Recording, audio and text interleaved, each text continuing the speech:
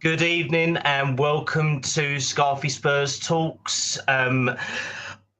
Obviously, not a night that's going to be easy, not a night that's going to be fun at all. But I mean, I'm crazy enough to agree to do this, and it just makes it 10 times worse, to be honest, based on us being here. I mean, we are all probably on our way to the loony bin. Let's put it that way. We should I'm all be already locked there. up. Oh, I'm don't already worry. there. We're all Spurs fans, so we're already in our own Oh, I know. mental asylum in I've our had a head. heart attack, so don't worry about it. I blame Tottenham for the heart attack that I had 3 years ago. Well, it's all right. There is an ambulance on its way to you, Rach, now to come and pick you up. They are still on their way, like Spurs' trophy awaits on that. So let's put it this way. We've got a show for you. We've got a therapy session for you. It's not going to be easy. It's going to be a lot of venting, a lot of ranting, but it will be a lot of fun because I know that I spoke to all of my co-hosts earlier and in the daytime as well, and we're all very much the same thing. We're frustrated, but we do have to introduce my glamorous guests, as always, to start off with. So, Joseph, good to have you on again with you, mate. I know you're helping me while Harry's doing his exams, so how are you doing? Yeah, as good as I can be, I guess. Apart from Tottenham, I'm all right. But yeah, I mean, we'll get on to the Tottenham stuff. But no, I'm doing well, thank you. Hope you're doing all right too, and hope everyone watching's, as well as my co-hosts, are doing okay. No, it's good to hear, mate. It's good to hear life's treating you well apart from football. So it's one of them where we do have to worry. Rach, I'll come to you. Obviously, I know you're as crazy as me when it comes to this, and it's not just in regards to Spurs. We should probably be locked up in padded rooms. But how are you doing, love? I'm all right, just like you said, Spurs. Let's just introduce ourselves because, like you said, this is going to be a fun one. Oh, exactly. And my man, and I'll try and keep quiet. No, it's all right. Don't worry about it. We're all here. We're all here to have a bit of fun and a bit of therapy. But the man, the legend, the one who does look like me, who is now shaved and hairless, is JJ Codger. How you doing, man? Yeah, I am not too bad. Ready to. I wasn't going to, but when Harry said that he needed someone to step up, I ignored Tottenham's approach and I actually did step up. So thank you for having us on. No, it's great to have you back, mate. I mean, me and you will probably end up in prison by the end of this. We probably have been on the same lineup at one point or another. There is a good chance of that, yeah. I mean, if we were in the Spurs lineup, all four of us could probably do better tonight than we did yesterday. But before we get into the Crystal Palace game, because I had to live through that crap, we do have to cover the fact that we are in a Europa League final. We did actually win a game away from home. We did go to Bodo and get a respectable 2-0 win. It wasn't the most appealing of games. It was devoid and away from our normal tactics, but it did work. So, Rach, I'm going to come straight to you on this one. It was a win. It did paper over the cracks for at least 72 hours before it happened. What did you make of the game? Well, I enjoy it. I thought we was better than we have been, to be honest. I thought the defence was better. I thought we was a bit slow in like the midfield. I don't understand why Moore's not being given a chance. It's winding me up. Why he's just sitting on a bench. Why it goes back now. We're going to go to Crystal Palace's game. Why wasn't he played from the start? Why was any of our top players playing that game? I understand you've got to keep them fit, but we've got a big game coming up. So now we've got to worry about Kallum. But I was impressed. I was impressed. But like you said, for 72 hours, we knew it was coming. It's a vicious circle at the moment. It's not good enough. No, exactly. I mean, it did give us a little bit of hope one way or another. I mean, I'm only going to brush over the Bodo game quickly. So, Joseph, I'm going to come straight to you, mate. Obviously, we did take the lead through. It feels that long ago that I can't even remember who scored the blinking goals in that game. So we did. No, we did take the lead through Solanke, a nice little flick on from Romero. What did you make of that goal, please, mate? Yeah, I mean, it was a typical striker's finish, really. You know, we looked to be a threat from corners in each one we had, especially in the first leg as well. We had a number of corners where we were really threatening from them. It was just trying to get the goal from it. And Romero rises high. You know, Solanke, a typical striker's finish, putting that ball in the net. So really happy for him, because I think he needed a goal from open play. Obviously, he'd been scoring a couple penalties recently, but he hadn't really been scoring outside of those. So it was good for him. Overall, I think it was such a professional performance, not something I think any Tottenham fan expected. You know, I was going into it feeling the worst, you know, thinking, okay, we know what Tottenham can be like. We know what they usually do, especially in this kind of moment. You know, I remember, was it Dinamo Zagreb where we went away and lost 3-0? And, you know, that just, it makes you think of that kind of game where you're like, this should be a game that Tottenham go and ease through and win it and get through to the final. And that's what we did, you know. So a bit surprisingly, professionally, we turned up and performed on a tricky night. And no, really impressed with us. But especially the goal, it was just a well-taken finish. Quite a simple one for Solanke, but you need to be there. You need to be in the right position at the right time. And that's exactly what he was. No, exactly, mate. Exactly. Rach, apparently you got Christmas lights up in your room. So I think you're about 6 months out of date, love, on that one. No, they're LD lights. They're not Christmas lights at all. They're LD lights. Right, so we're going to go with LED lights, even though you forgot to take down your Christmas lights. So we'll take your word on that, love. We'll take your word on that. We'll take your word on that. And JJ, let's move on to you, brother. So Porro's goal, was it a cross or was it a shot, mate? Because I mean, everyone's still questioning it. Everyone's still trying to work out what the hell happened. What's going on with that one, please, mate? To be fair, it was a cross. It was as simple as that. There was no. It reminded me of Serge Aurier in terms of Brighton when we were at Wembley and he looped one in and, you know, he sort of said he meant it when clearly he didn't.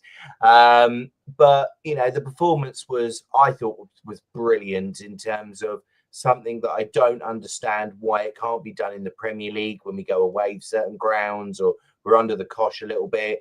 You know, it was workmanlike. You know, we knew what needed to be done. We knew how to see that game through. We did exactly the same at Frankfurt, which we knew was going to be a tough game.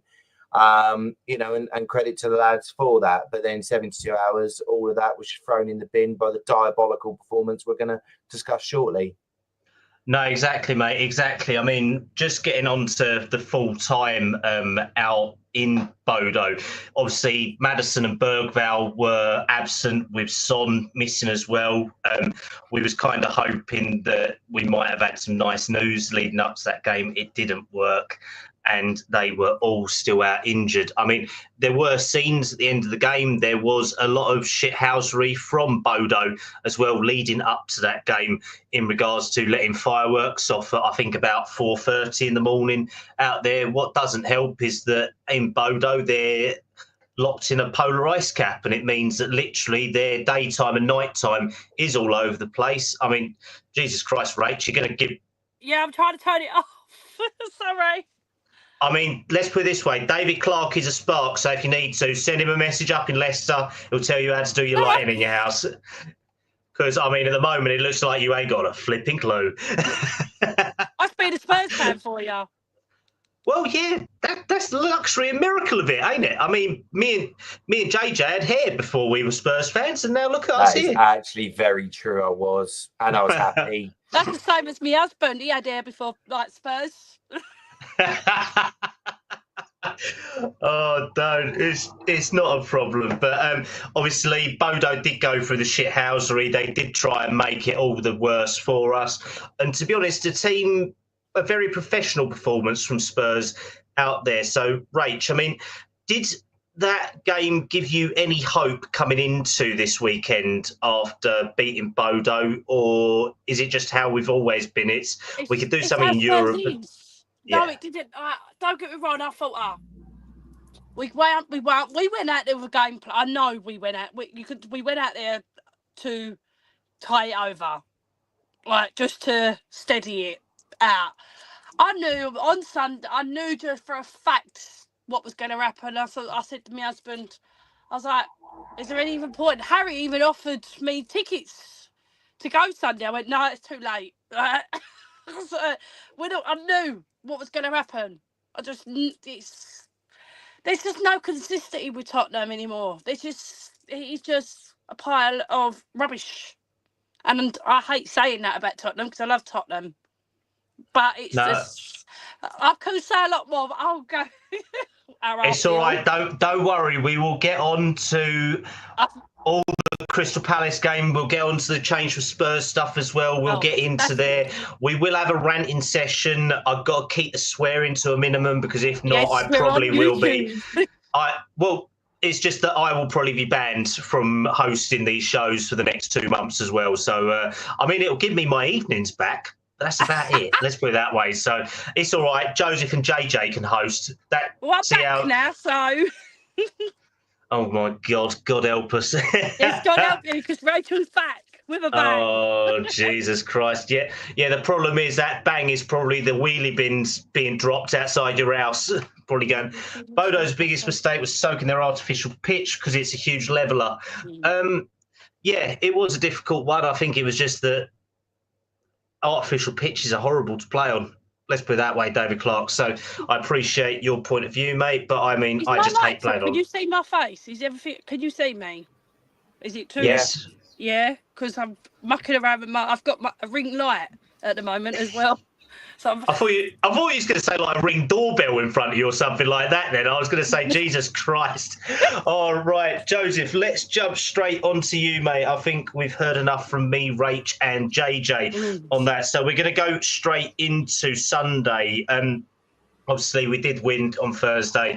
We had that nice hiatus. We did have the press conference leading up to it where Ange said that we would most likely have Son back from injury, but Maddison and Bergvall were out for the season. So in the lead up to the game and then to get to the team sheet, we started a very much changed team with 8 changes being proposed by Ange Postecoglou with Anton Kinski, Porro, Davis, Danso and Spence in a back 5 formation.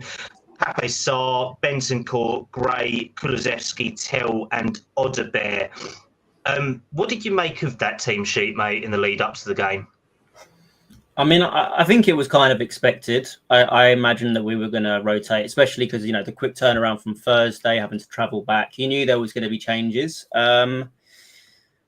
It's tough, really, because I'd be content with the changes if the team was going to go out there and give us a performance, give us some kind of performance. And it's not always about the result. Sometimes I just want to see some good football and at least be pleased with the efforts the players have made and just see a resemblance of the football that we played on Thursday. But you don't. You see a complete change. Everything seems so disjointed and so disconnected. So, maybe 8 changes wasn't the right thing, but again, one of the players who, wasn't switched or was Kulusevski, and then that's the problem you get when you don't make changes. So it's one of those really. It's tough to kind of have a whole podcast around this game where it's like we don't care about this game, but we're still pissed off that we didn't do well in the game. So it's a difficult one really, but it is what it is. But yeah, about the team sheet itself. I wasn't too unhappy with it when I first saw it.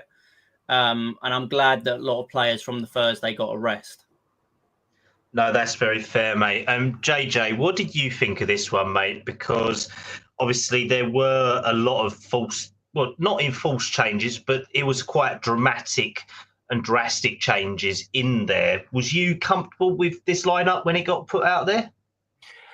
The thing we got to bear in mind is that we're meant to be a big club, with a squad that should be able to deal with this sort of thing. And when I looked at the team he put out, I sat there, and the thing that we seem to not take into account, we weren't the only team in that fixture who had a cup final coming up. Palace have a cup final coming up. They're playing Manchester City, right?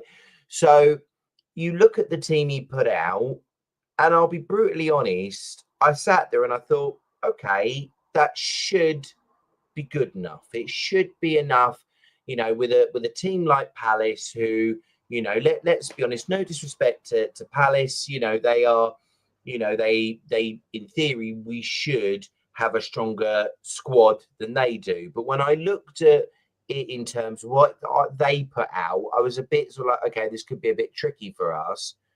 But what I found disappointing was the lack of hunger, the lack of desire, you know, the fact that, as we heard, obviously for some people, it could have been an opportunity to get in that team for Bilbao.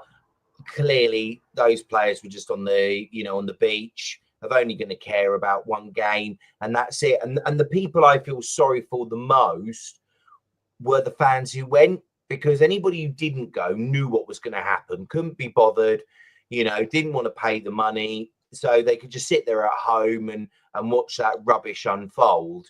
But the people who went there, that spent the money, that took the time to get there and actually be served that, I thought it was disgusting. Considering the fact how we played on Thursday, why is it that we can perform like that in what we clearly see is more important than the Premier League? It's almost as if the moment the bottom three were confirmed, you might as well have just written off the games, given them the points to the other team, and just, you know, that the only saving grace we have is the fact that United are just as rubbish as we are. Yeah, no, of course, mate. And unfortunately, I'm one of them mugs that actually paid some money to go to that game yesterday. So, I mean, I did want to get one more game in before the end of the season, and more for me. Well, I got a nice burger. That was about it. I got a nice burger. I had a couple of How much pints. did that cost you? Nothing, because it was included. It was included in the tickets, mate. It was the 1882 package, so I got one free meal and 2 drinks. I spent most of the second half sitting watching it on the TV in the bar, so at least I could drown away my sins before driving home. So on that one, I do not condone having drinks to come home. I did sit around and wait for an hour for it to go down. So, Rach, I'm going to come straight on to you, and I know we was talking earlier. Big question over this one. Obviously, you know the lineup, and one crucial part of that was missing, in your opinion. Mikey Moore, where was he? What was going on? Exactly. What's going on with him? He was on one game, played superb, and then now he was poorly apparently that time with that virus that kept him out. But why isn't he playing now? Why wasn't he given a run of the first team? Why? I don't understand what is going on. It's like, like you said, we needed to change it because of this big cup coming up, but you still didn't play Mickey Moore. No, exactly. I don't understand his logic on what he's achieving, or what he's trying to do. I don't. It is a difficult one. Yeah, and all I keep getting from people is, we've got injuries. So what? Bore me later with these injuries now. Like, I'm sick of hearing it. We've got the squad. We've got players out there that can go and put a ball back in the net. That was meant to put a ball back in the net. But yesterday they weren't. They weren't even running about after it. They did not care. No, exactly. So before we get onto the game, comment from David Clark, that Palace starting 11 had 8 players in it that will be next season's squad players who do get to Champions League football. God help us. I make you completely right, David Clark, on that one. From what I saw, these are players who are meant to be trying to take and earn first team places. Let's put it this way. This squad is still in a rebuild, and I don't know how many more years as a Spurs fan we're going to hear. That rebuild is still going on. It's been going on since my little boy was 2008, because my boy was 1 when we last won a trophy. So our rebuild, to me, has been happening since then. Before then, I'd say since Daniel Levy took over in 2001. I've got a lot to say about him. Well, we will have a little segment if we get time later on. He is still better than Lord Sugar. At least Levy has put some money in, and he's not as corrupt as Sugar. So let's put it that way. Right, let's jump straight into the game. And straight away, within 8 minutes, stuff had gone from bad to worse. I'd barely taken my seat. I'd had a nice issue with ticketing issues yesterday where my CRN number didn't work. So I spent 15 minutes at the ticket office in a queue, swearing heat, 25 degrees. And as soon as I sat down, and VAR was called into effect. 8 minutes in, Ismaila Sarr gets the ball in the net. Fortunately, ruled for offside. So Joseph, talk me through this one, please, mate, because within 8 minutes, we looked diabolical. Let's put it that way. Well, I'm trying to remember the actual disallowed goal. I mean, they had about 2 or 3, didn't they? So there's many to pick from. I mean, it's just how the game started off. I mean, Palace were just by far the better team from the beginning. Everything they did, the style of play, the connection between the players, even just the first touch and, the actual ability of the players seemed to be so heavily one-sided for a Crystal Palace team. I think was it Ismaila Sarr who was offside. I can't even remember the goal exactly, but it was just laughable yesterday's performance from the beginning. Again, Palace in that first half alone could have been 3-4-0 up, and obviously eventually they do get the goal in the first half. And we were lucky to be, to all of those goals to be called offside or to be taken back with the handball with the one. I'm sure we get onto that with that one with Guehi. It was just a really pathetic performance. And again, a lot of people are going to sit there and go, it doesn't matter. It doesn't matter because we don't care about the Premier League anymore. It's all about the final. But these performances do matter. People are spending hard-earned money to go and watch these games and they're getting this performance. People should have been paid to go and watch that, not paying to watch it. You've got to build up some kind of momentum going into a final. You can't just switch it on one day. It's not how it works. You've got to build up performances. You've got to get some confidence, get some good football into the players, into the team, get them ticking. And then when we get to Bilbao, they'll feel confident going into that game. But, I'm sure we'll preview Aston Villa. None of us have any confidence going into that game. All we've got our hopes on is that one game on Wednesday. And, it's really worrying because just going into it and expecting one performance out of nothing is going to be hard to come by. No, exactly, mate, exactly. And JJ, form is temporary, class is permanent. Spurs have fuck all of either at the moment, let's put it that way. So if I can just bring you in on that one as well, VAR has saved our backsides in this game because, based on how the start of it was in that first 15 minutes, Spurs had no control, no ability, no limitation at all. We was leaving it so open for Palace, and I felt sorry for everyone in the stands. I felt sorry for everyone at the ground. I felt sorry watching it on TV, everyone in the bar. And based on what I should have been doing, it should have been £120 yesterday. Luckily, I managed to get it from Harry for a nice price, because if I'd have spent 120 quid on that, I'd have been asking for my money back and probably my life back. So talk me through that first 15, please, mate.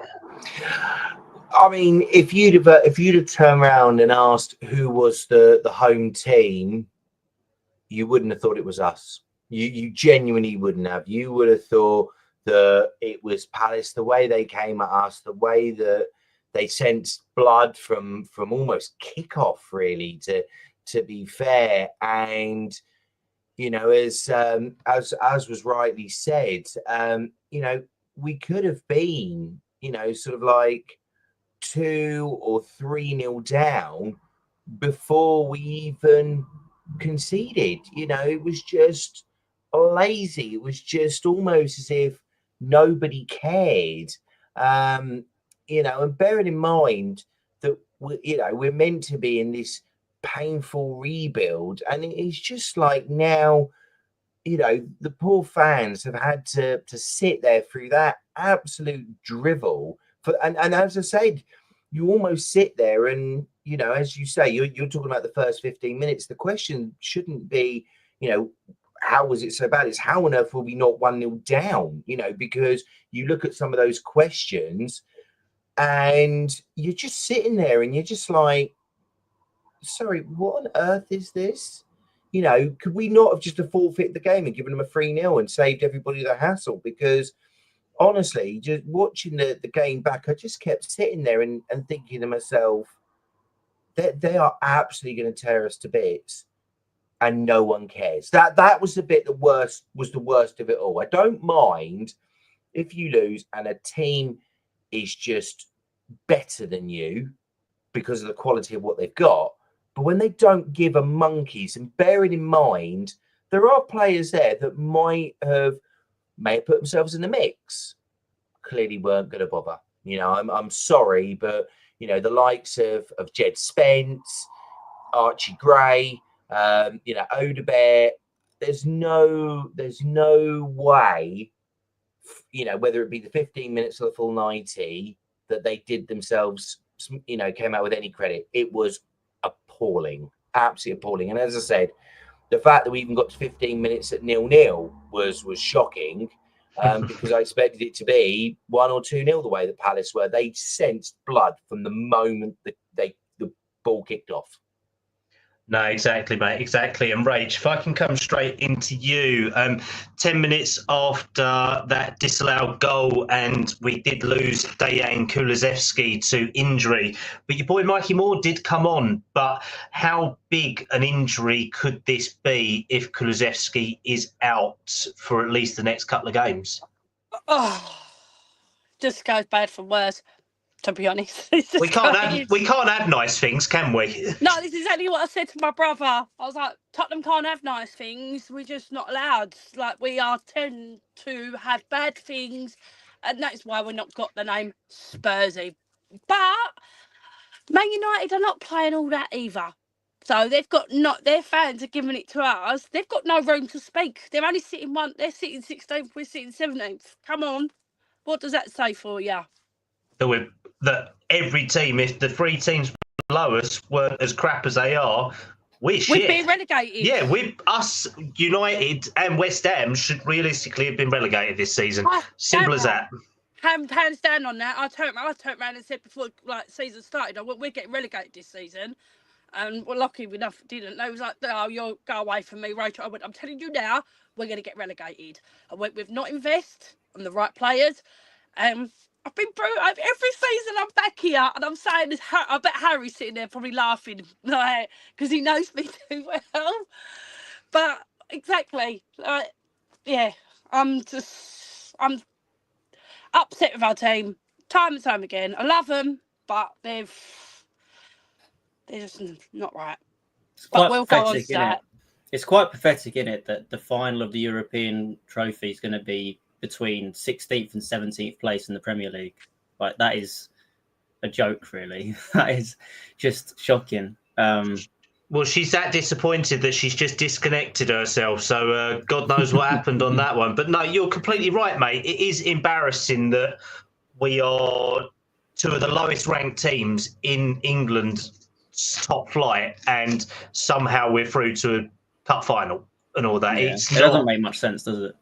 No, exactly. I mean, I know everyone will go, oh, well, you focused on Europe. Well, if we want to be a top club, and the same with Man United, we should have squads capable of taking on both competitions at one time. You have a team of 25 players, and at the moment we're showing that we can't even field a squad of 10.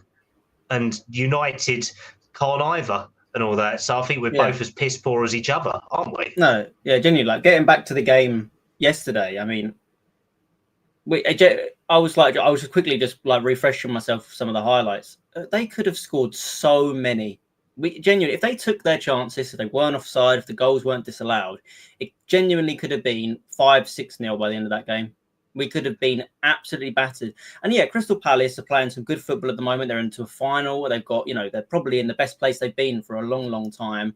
They've got so much confidence with them, with how they're playing. Again, players performing the way they should. And Oliver Glasner seems like a great manager as well. So fair play to them. But we're Tottenham Hotspur. Like, we shouldn't be getting beaten like this by anyone. No one should be peppering us as bad as we are. And again, I'm sure we'll get onto the wider conversation of Ange and everything going on with Ange, but it's like, even if we win the Europa League, you cannot excuse what we have seen this year in the Premier League. You cannot excuse it. I don't understand how he can keep his job, even if we win the trophy. It just wouldn't make any sense to me. Take Daniel Levy with him. Well, if I can give you a quick stat. So the last time that Palace won at Tottenham away was 1997. We've had 20 defeats. Yeah, we've broken another record. Ange has proven himself to be the worst manager for Spurs in the Premier League. And this How is has he kept in the job, though? Jose Mourinho got sacked before a final, so how is he still in his job? How does that one work? I don't think they want to make the same mistake. I think I think they regretted. Well, yeah, but I think they regretted sacking Jose Mourinho before the final. After, and I think they probably just don't. They probably just want to go. You know what? You've got us this far. You've got to take it and see how it goes. I think he'll go at the end of the season, no matter what. I think if we win the trophy, he'll go. If we lose, he'll go. I don't see how he keeps his job because this Premier League season is the worst I've ever seen in my lifetime. As you just said with the stats, the worst we've seen in a Premier League, in the Premier League era. Like, it's shocking. No, exactly, mate. Exactly. Rachael, that looks like a place that Levy fits it. Oh, shut up. Legend. I use this when I come on my TikTok and I do my TikTok lives. Because I'm a TikTok girl. Don't worry, go and follow Rachel's TikToks. I mean, I'm not that crazy. I don't TikTok, so it's all right. It's all right. Get JJ on there with you. He'll do a little dance and all that for you. Come on my TikTok. I love it. Be like seeing Bambi on freaking ice. Let's put it that way. Right, let's go straight to just before half time. And Eberechi Eze, after having one goal disallowed, has one straight in the net and assisted by Daniel Munoz. JJ, I'm going to come straight to you on this one, mate.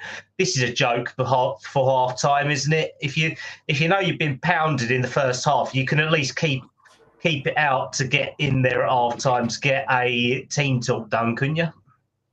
I think to be honest, Palace just split us open at will. Really, it was as simple as that. It was.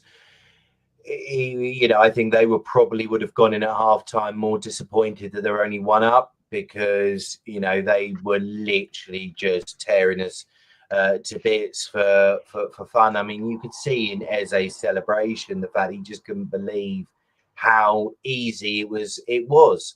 So I mean, as I say, conceding just before half time is frustrating. The bit that disappointed me more was the second goal because, it's that was just schoolboy stuff. And any manager, I mean, because what should have been happening in that team talk was the disappointment that we've conceded, but keep it tight. Just get the next 5, 10, 15 minutes. Let's keep it 1-0 and let's build and let's make the game nervy for them. Absolutely not. So was I shocked that we conceded? I was, but that was only because we conceded at 45 minutes rather than at 5 minutes, because I honestly thought we were going to go in at 2 or 3-0 down at half time after that dreadful showing. Absolutely shocking.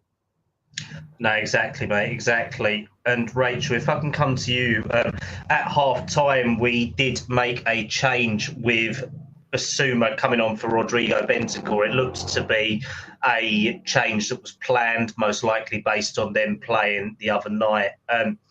Didn't really make much difference, though, because within 3 minutes, Eberechi Eze straight again scoring. Can you talk me through that one, please? Embarrassing. Literally, you know what's coming. I really I sit there and I think, like, he subs. I look and I go, so why have you put him on for him? Why have you done that? What? And it's frustrating. It's the same old Spurs. Do you get what I'm saying? It's never. I just don't understand what we're playing at. No, that's fair. That is fair. I mean, just sticking with you, Rach, as well. We did see on 58 minutes, we saw the return of Son Heung-min. But based on what you're saying about his subs, it did mean that Pedro Porro went off. I'm guessing potentially because he played against Bodo in the week. And then Archie Gray went to right back. And Son looked okay when he came on. There was a few moments. Because obviously I didn't. What I see, he looked okay, but he's not himself no more. Since Harry Kane left, he's not the son that we knew. He's just literally deteriorated, and I don't know if other people agree with it. He's not the Sonny that we knew. No, that is fair. I think the problem you've got with Son is he doesn't suit this system, like this kind of touchline winger that Ange wants. You know, he's playing like Brennan Johnson and Son when they've been starting. They play right on the edge of the pitch. They play on the touchline, and Son was never that. When we had him with Kane, he was kind of towards the edge of the box, cutting inside, whipping it on his right foot. We saw him kind of link up with Kane and come centrally and make runs in behind. But with this system, he hasn't done that once, and that's because our players are doing what they always do. They don't play. They're giving it all the talk. They're coming out saying they do it to every single manager. They give it all the talk, but they're not playing for him. They're not playing for him. They've given up, just like they do as soon as something's not right. But then they come out and say, "Oh, we support the manager. We do this. We do that." Well, no, you're not. You're not doing it on the pitch. If you wanted to keep him, then you'll be putting in a shift. You're not. So you're doing what everyone does to our managers. Yeah, I mean, it's clear Son's coming towards the end of his tenure at Tottenham. If maybe that's like within the starting 11 anyway. I think it's like, for me, it's been a bit of a blessing in disguise when we've seen Son kind of have this injury, because we've seen Tel kind of take his position and we've seen him actually thrive in moments where we've seen, a bit of positivity, and maybe we're seeing the successor to Son. Maybe not. Maybe we don't activate that buy option. Who knows? But even then, Odebear in moments, even, Richarlison in moments in that first leg of the Bodo Glimt game, you could see maybe where at the moment they're actually even more impactful than what Son has been for Tottenham in this season. So it's clear that Son probably won't be starting for Tottenham too much longer, at least, either next season. So we'll see what happens with him. But I guess it's good to have him back from injury, because it's another option on that wing. And, if we get a chance to lift a trophy in that final, we want Son to be the one to lift it, don't we?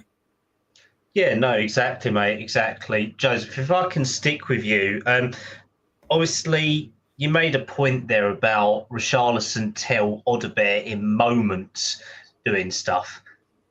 It's not consistent enough, though, from my point of view, at least. I haven't seen enough of Tel, Odebear or Richarlison this year to say to me, yeah, we can rely on them next year or do stuff. Because, in all honesty, Tel was useless yesterday, didn't do anything. Odebear very much out of his depth. Mikey, I think, struggled yesterday as well. And Richie has looked the most consistent one, but he is 6 to 7 years older than them. So, I mean, do you think we're putting too much faith in them to say that they can do it going forward? Because this is a game they should have fun in, and they were way out of their depth. I think the problem you've got in terms of that, though, but is the fact you've got to look at some of the players they're playing with. And you've got to also look at the style of where the club has been acting. It is very much making it clear that it's not going to go and spend the big bucks, even though we were told the stadium was a game changer and all of these other bits and bobs. It's not. It's very much a case of, as we've seen from the signings that have been made, it's youth, make the money on everything that they use that stadium flow for, and that is it. And the problem being is as I think I saw on TalkSport somebody say, we're asset rich but cash poor, because basically we've dumped so much money into our assets, and all the money we do make, we then throw into more assets, which it's fine, but we're not seeing any of that on the pitch. Because when you look at those players, you're looking at it and you're thinking to yourself, I don't recall how many clubs were coming in for, Kinski, or, in terms of, Archie Gray, or, things like that. I mean, I know he was a good player, but you got to look at the fact that we spent £40 million on a 19-year. Is he 19 or 18? I can't 18. remember. He was 18, I think, when we signed him, at least. Yeah, so the fact of it being is £40 million. That tells you that the club's ambition is it's going to start very, very low, and it needs a manager who is going to be able to work with a younger core of players and build them up. Because, we're talking about these players should be able to come in, but when they're being put with the likes of, Ben Davies, who is so hit and miss, and others like that, like, as I say, like Richarlison, we've seen it with Son, who's not been at that level recently. You're asking so much more of those players. I mean, poor old Archie Gray, spent most of it every position, bar the one he's been told that he was signed for. And then all of a sudden we're turning around to him with two games with a group of players who clearly don't give a what, and we're turning around and wondering, why can't he do it? Why can't a young, inexperienced, Premier League player who's not been even playing in his position, why is it he all of a sudden can't now do it? Now we're throwing him into it at Liverpool away, and Palace at home, when they've got the likes of Eze, Sarr, and people like, who's just going to tear through them? They need, there needs to be that balance. And unfortunately, at the moment, we've got players who are coming towards the end of their careers, balanced out with people who are just about to start. And it's such a mismatch with a manager who, unfortunately, has no ability to be balanced in his approach with football unless it involves Europa League. Because to me, I've seen some of our best performances under Ange in Glint and in Frankfurt, and yet has decided that's apparently not good enough for the Premier League. To me, I find it appalling. And the worst bit about it was, which sums up the club as a whole, was last year Ange was critical of the fact we didn't have enough games. This year, he's moaned we've got too many games. And that tells you that this club is very much not got a clue what it is. It is massive off the pitch, but it is pathetic on the pitch. It is as simple as that, and it will not change under this manager, under this ownership. Simple as that. Yeah, 100%. No, exactly, mate. Exactly. And I mean, from going yesterday, it is all based on the match day experience, the hospitality angle. Because I was going to ask you about this, Kallum. The ground was half empty. The ground was, that is how bad it was. Half the ground was there wasn't empty. no atmosphere. It was dead. You're not surprised at that. Yeah, and to be fair, if that's not alarming enough to tell you how disinterested this fan base is becoming, the fact that all they care about is Bilbao really does show to you that you may have thrown your eggs into one basket, but that is a massive, massive gamble, because anyone will be able to work out you do make money the higher up the league you finish. So had we finished 7th, we'd have made an additional, I think it's like £1 million extra per position you finish. So that's 10 million quid we would have made just for finishing 7th, right? This is money that the club's sitting there, and I just, as I said, I find it baffling, because, as I said, if the bottom three had been, better, we'd have really, we probably would have gone down. But I don't think we'd have gone down with a sacked Ange before that point. It was one kind thing. of. Sorry. I was just going to go back to what you said, Kallum, about because obviously the first question was about Odebear and Tell and how they've been a bit inconsistent. And I agree with you, they have been. And I don't think anyone has made that left wing spot theirs. But the one thing I would say is everyone's been inconsistent. Everyone across the whole pitch has been inconsistent. So it's hard for us to sit there and go, Tell and Odebear, they haven't made that position theirs. They haven't, you're right. But Tell's coming from Bayern Munich. Shined, if I'm honest. No, you're coming into a really hostile environment, a tough team that isn't playing well. I mean, we were awful before Tell came in, and we've been awful since he's come in. Yeah, I don't think he's same for Odebear. Odebear's had so many injuries as well, and he struggled this season. So it's just been a hard situation for both those to come into. And again, we'll the whole team could be replaced going into next season. The only players that you could sit here and go have been. Yeah, we'll hope so. But the only players that you can sit here and say that probably deserve to be a part of the team next season from this season alone is Solanke, Bergvall, and Van der Ven. Yeah. Madison. But even Madison's been very inconsistent. There's moments where he's been great, and there's moments where he's done absolutely nothing for us. So it's just...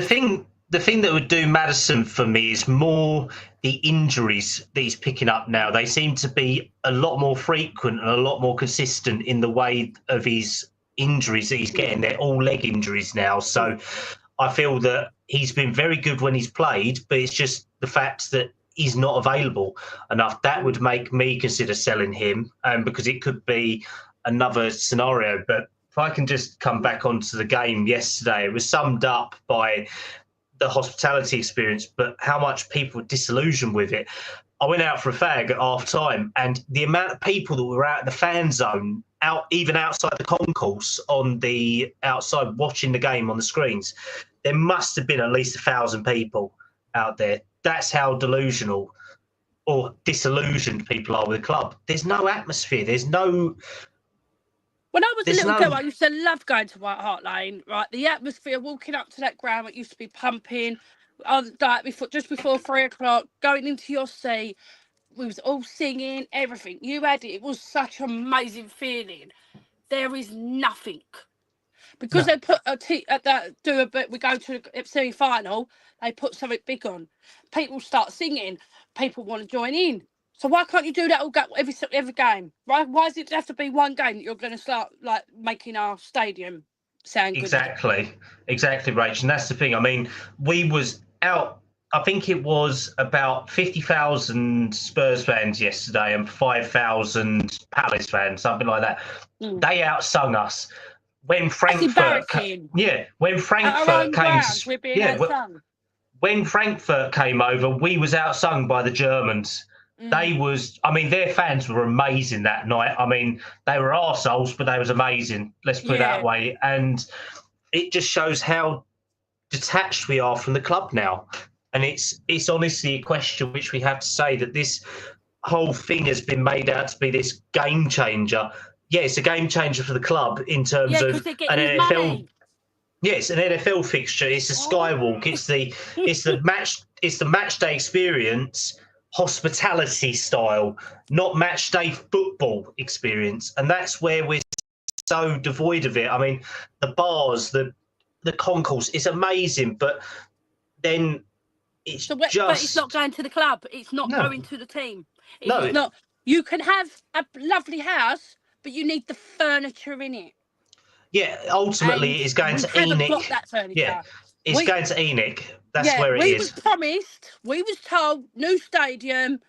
We was going to be challenging. We would get the top players in. He doesn't want to pay the money for these top players. He is a bargain person that will go, oh yeah, we'll do that. We'll pay that one. We won't pay that one. We'll get someone like him, but not going to cost as much, because he's all about saving money and making his hotel that we never asked for. We never asked for a go-kart, anything. We didn't ask for any of that. We asked for a football team. We are no longer a football team. We are Tottenham Hotspur entertainment team. And that is the business plan set out by ENIC Group. That's exactly the thing. So, I mean, I was thinking about this, and I listened to a podcast the other day from a financial accountant looking at it, and Daniel Levy only owns 26% of ENIC. The rest of it is owned by other shareholders and the Lewis Family Trust. And ultimately, there has been a lot of money spent by Spurs in terms of the playing side. It's just that whoever was coming up with the strategy for that has done it appallingly. The money that has been invested is spent wrong, and the money that has been invested into the club itself has been a lot greater. And this summer is going to be very difficult for us because we owe up to 4... If we don't get Champions League, we're done. No one in a million years will be coming to play for Tottenham. We ain't going to get a decent manager. Evening, John. We ain't going to get a decent manager, because no one is going to want to come to Tottenham. And this is where it starts, from the very top of the pile. No one is going to work under Daniel Levy. Right, anyone going and picking up Rach and dropping her off at Lily White House, because she sounds ready for a fight. So I am. Don't worry. I've been ready for it for like 3 years now, since I was standing out in the pouring rain with all my people that want Levy out. So I've been ready for this, and I'm back here again. The Harry Scarfe will tell you I'm repeating myself when it comes to this. It's either that or there is a straight jack in a padded room waiting for you, Rach. If not, one of the two. It's probably at the Spurs stadium. You never know. They've probably got that experience there for us as well. Just everything apart from the football experience. Don't. Well, yeah, he's down in the right-hand corner down here right now. Hello, Jake.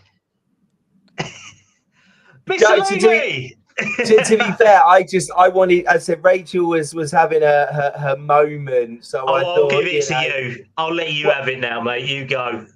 I mean, look, the only, I suppose, thing I sort of found a little bit frustrating in terms of Sunday was obviously it was difficult because there was a planned protest by Change for Tottenham, which obviously still went ahead, but was dampened because a lot of people didn't go to it because I think obviously they were hyped by what had happened in Glimt. But look, this will not change. You know what we're seeing now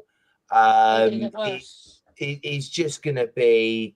I mean, obviously, the only sort of thing we have to hope is that come the summer, you know, we almost have to give the full reins of the football side to someone who knows football. To Paratici, because as I said, I don't think anyone's well, he's going to be coming back, and from what I understand is the fact that you know Scott Munn will leave. You know, I mean, to be fair, I didn't even know he was there in the first place. So you know, I think there will be a full restructure, and to be honest, he's brought in that new guy from Arsenal as well. So it's going to be interesting. The only thing for me is that you know we just have to keep trying to push for this change, whether it be with these owners or without these owners. You know, we don't know. I mean, I agree with Rachel. I would love to see the back of them. What Change for Tottenham are doing? Sorry, Jack. What Change of Tottenham? I have to big them up, right? I was standing out with Levy out. I was standing on at the rain, the lot, like the likes of Brian, Billy, etc. I was with all them. Change for Tottenham have had a structure, which is good.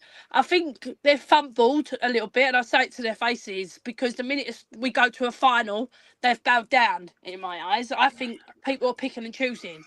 I think I disagree, to be honest. I was going to say, I think the difficulty you've got is it was always going to be an awkward one, because I get what they tried to do. Obviously, they wanted to continue on these protests, and obviously they put one in, but the problem was always going to be that the club was going to show it was on a high.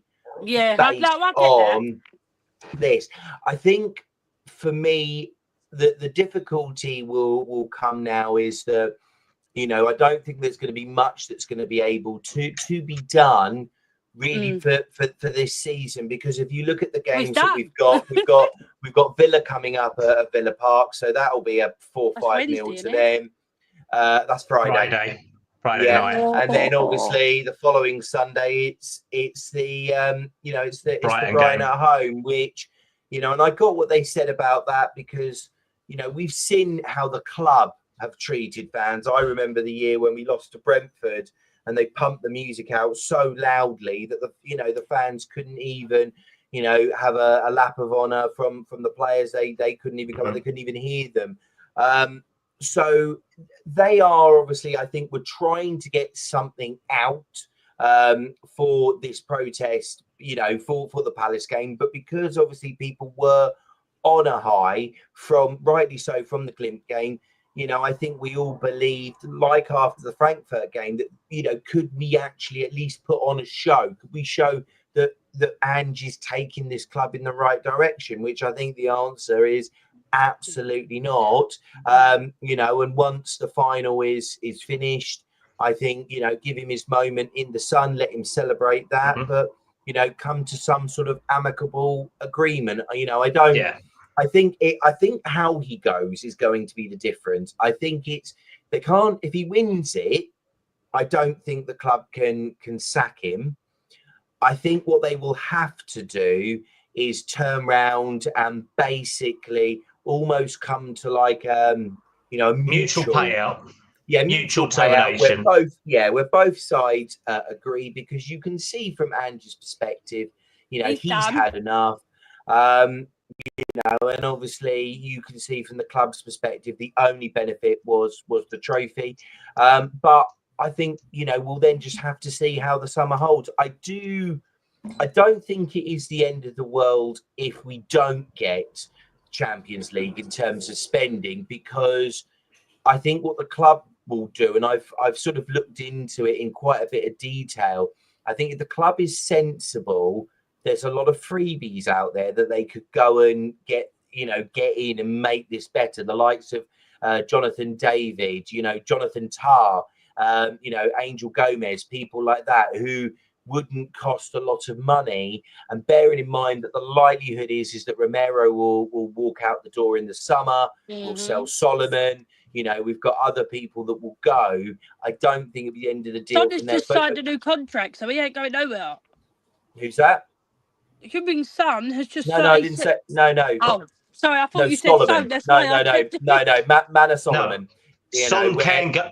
Son can go though, Rach. It was only a contract extension, only a 1 year extension. He's got a 1 year, and I think to be fair, it will be interesting on that one, because I think that was only protecting value.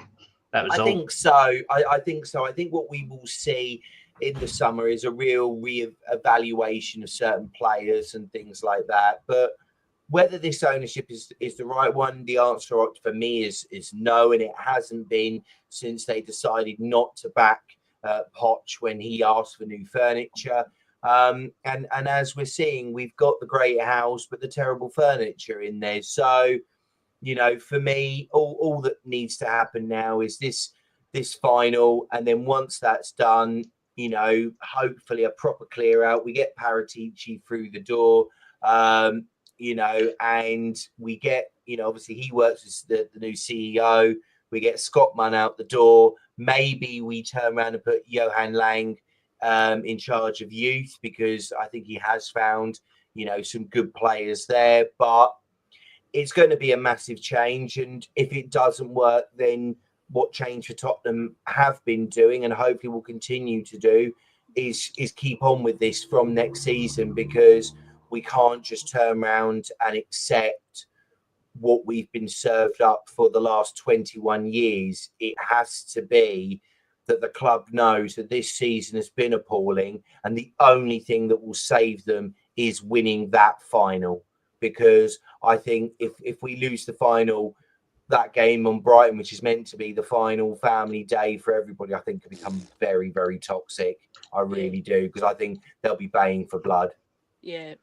And that's the thing. It's going to be a very long, difficult summer. Spurs owe upwards of £400 million in transfer repayments this year that are due. We qualify for PSR. We sit within the financial guidelines. It just doesn't help that we owe a fuck ton of money to other people, which we don't have at this present time. And a lot of it's got to be paid this summer. So like you say, Jay, we will be looking at free transfers. We will be looking at the lower end of the market, or we're selling big players to make sure we do it. And I think that has an impact on trying to get Ange out the door earlier than where we are now, because probably the payout would have been considerable added to that money as well. So Spurs just don't physically have, they have money and assets, they just don't physically have it as cash. Let's put it that way. That's why we got to keep pushing for this change, because either we get this investment or they go. Simple as that. Yeah, and that's the thing. But we've still got to find an owner who wants to either buy the ENIC out, and you've got to buy ENIC out, and you've got to buy Daniel Levy out. That's 2 million, 2 to 3 billion that you've got to have someone to find, or you've got to have. I can't get it. I'll do a bank. Yeah, no, Rach, I don't think they're going to hold that much in even a NatWest round Thurrock. Let's put it that way. We've seen how they do bank jobs down there. You lot get a JCB, you drive it through the entrance, and then realise there's a security glass, and then end up running off down the Thames. So on that one, don't follow Rach in anything that she does, because God fucking help you. Right, let's jump straight on to Friday night, and I'm only going to keep it short and sweet because I don't think anyone's in too much of a mood for it. But we do travel to Villa Park. It is a rearranged game from Sunday because of Spurs successfully appealing to the Premier League, saying that we want to have enough rest before the final as Man United do. We did achieve it. We did get it. And we're now playing alongside Chelsea and Man United on the Friday night, 7:30 kickoff. It's an arse for fans. It's really not good. If you finish work, you've then got to drive up to Birmingham from London. It is a shit show. It's not something that I totally agreed with. I think they should have done the planning for the fixtures ages ago anyway, but hey ho. So, Joseph, I'm going to come to you on this one, mate. What's your thoughts on this one? Because I can't see that. I don't think anyone's going to be too positive about it. Do you? I honestly couldn't care less. I really don't care about the game. I mean, it's just the second to last game of the Premier League season. Again, obviously, I'll end up watching it and I'll hope for a good performance, but I don't expect anything. Aston Villa are fighting for European football. Tottenham have no as well, so they're going to come out all guns blazing.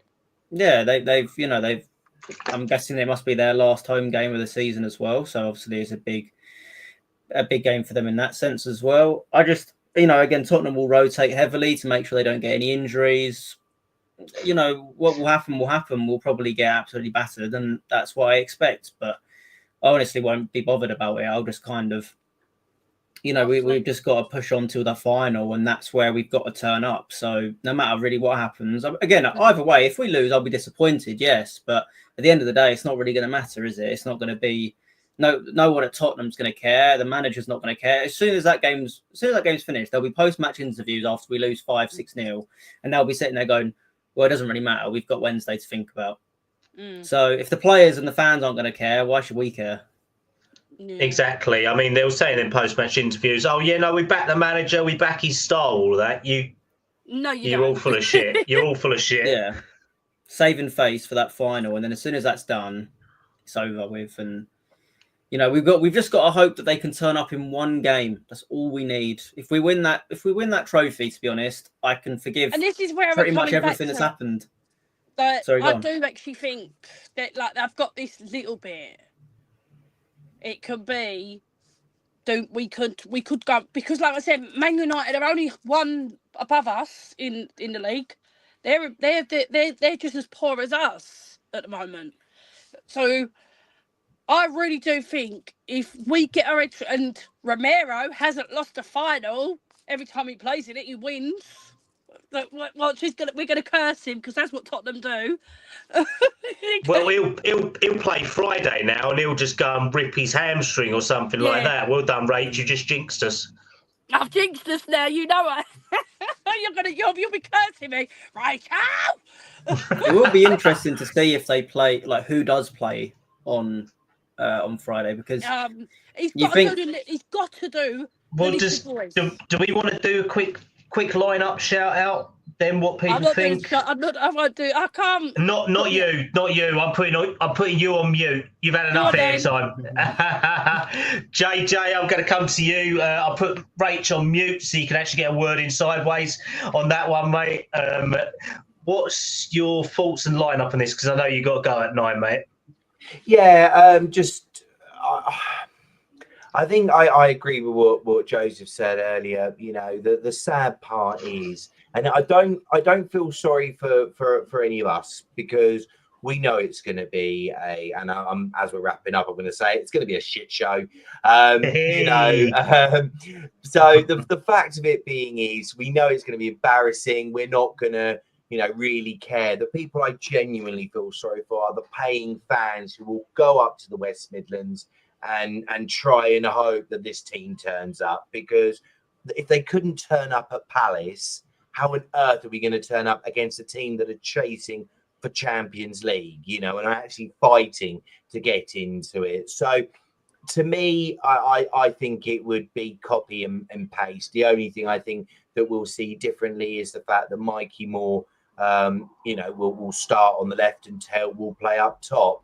we might see some minutes for Van de Ven and Romero. I think that's the only thing I would say different to that would be you might see 45 minutes for both of them and anybody else that's going to play. But I think it's going to be chopped and changed again to try and keep the match sharp, because you know, it's all well and good. You want to keep them fresh for the final, but you need for them to be at least fully fit, you know, and match fit, not just, you know, they've been rested, not any time. Because as we've seen after a pre-season, there can be, you know, you can sort of struggle from there. So to me, yeah, I think it would be just copy and paste. Clearly, most of those players won't play on the Wednesday game. And obviously it will be a case of that, you know, I said 45 minutes for the others. But I do hope, because the thing is, you've got to have some momentum as well. If you're getting battered every week, I mean, where's the confidence going to be going into a Europa League final? So surely, you know, as much as I don't think he will, you would think he'd start, you know, some of the players that are going to play that game. Even if it's 45 minutes, then just take them off sporadically, because if we go into it after a 2-0 embarrassing show at Palace and then a 3-4, 5-0 at Aston Villa, confidence is going to be through the floor. I mean, you know, we know United's going to be just as bad, but, you know, you really want to be in a better position than that. But in terms of lineup, yeah, it will probably be a case of it'll be the same as what we saw at Palace, with a similar, if not worse, result. No, that's fair, mate. And what prediction are you going for this one, please? 3-0 Villa. And that's me being generous, but 3-0 Villa, yeah. Okay. Joseph, are you going for a Villa win, or are you going to back Spurs? Yeah, you know, like since I've been kind of coming on the channel, I've always been very pessimistic. Like I am quite a pessimistic Spurs fan. I'm 24 years old. I've seen one trophy and I was 7 years old. I don't remember it. I've never really seen Tottenham be really successful. So it's tough for me to ever really root for Tottenham. And in recent, you know, streams where I've been on, I've actually been a little bit more confident. But for this game, 0 chance we win. There is no chance we win this game. I'm probably going to go 4-0 Villa. And again, they probably could score a lot more goals. I think we'll maybe be lucky and they won't, because I feel like that's how we actually end up, you know, we end up saving face a little bit, because teams are just miss chances. That, you know, if teams really took their chances against us, it could be almost up towards the double digits. I remember the Liverpool game, I think.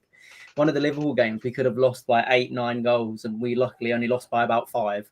So, yeah, I mean, I think about 4-0 Villa. It's going to be a rough game. I don't even know if I'll bother watching it, to be honest. I know that sounds stupid from a Tottenham fan's point of view, but I don't know if I can be bothered. To spend Friday night watching that, it just seems like a waste of time. No, that's fair, mate. Well, luckily I'm on date night, so I probably won't be allowed to watch football. You won't want to, mate. Before it used to be, you're not allowed. Now you're like, yeah, fair. No, let's turn it off. Don't need to watch it. Yeah, I was going to say have that. A nice time.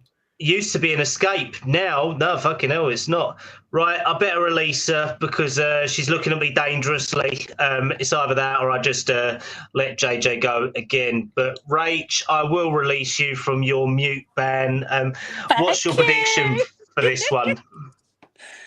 We're going to get battered. I will be singing it to Tottenham. Get battered everywhere we go. Oh, God. No. I think it'd be the same starting lineup.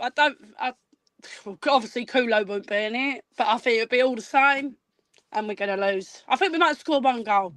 So that's about it for Tottenham.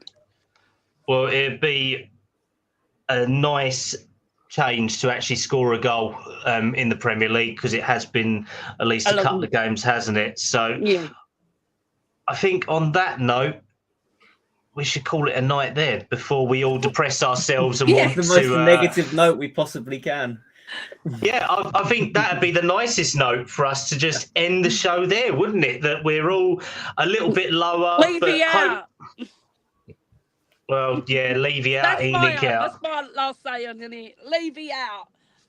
Well, no, I've got to get where everyone's got to take you on, Rach, so it won't be your last thing before you say goodbye. But obviously, thank you very much to everyone in the chat and everyone watching tonight. It has been I would say it has been fun with all of my co-hosts because we have all had a laugh. We all have taken the pee out of each other. We're taking the piss out of Spurs. We've said how crap it is at the moment, but we are still in a final. So we are still delusional. We are still hoping for the best. I think that's all I can really say, to be honest. And thank you very much for Harry for throwing me in at the freaking deep end when you go on your exams and all Spurs start going even shitter than they have been. So thank you very much, H, on that one.